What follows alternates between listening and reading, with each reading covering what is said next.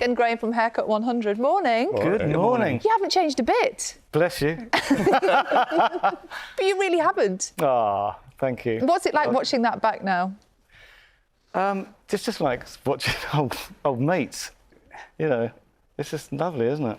Yeah, yeah. I mean, it's like looking back looking back at a different person as well. In some respects. Mm. Who was that person? He was happy-go-lucky. Same kind of person that You're like that now, Jonesy. Don't give me that. You're like that now. We haven't changed at all. And I mean, it speaks of an era. We were here talking to Pete Waterman earlier about the 80s and some of their stuff. It feels like such a different time, and yet such an interest and a resurgence in what the 80s was. And for so many people, it was a really difficult time. But it was an exciting time, wasn't it? Yeah, it was. And I think our country needs us, doesn't it, Jonesy? It does, yeah. It's a bit gloomy. It needs a good some burst of joy, I think, at the moment. And that's what you were. Yes. I mean, it was like the Gifford Circus of celebration.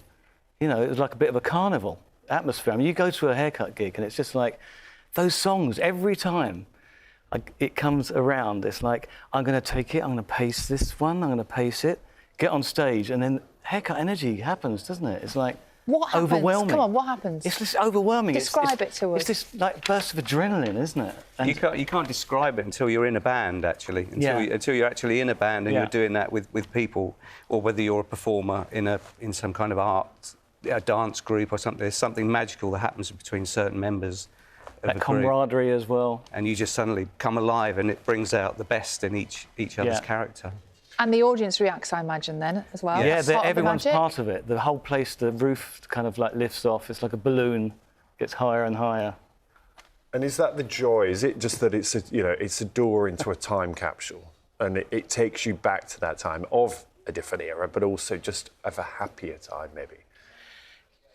Yeah. It does. Well, music does transport you anyway. All music transports you to your favourite times and your favourite places. But it's also it also brings you forward as well, because our children also listen to music. We were people we were in the charts with, and our children are now listening to that music, and it does. And is that something you've noticed, that actually kids growing up now, they don't listen to music in the same way? They listen to music from lots of different eras. Yes. Yeah. It's like a second-hand, like a vintage clothing store. You know, you listen to it and it's new to you.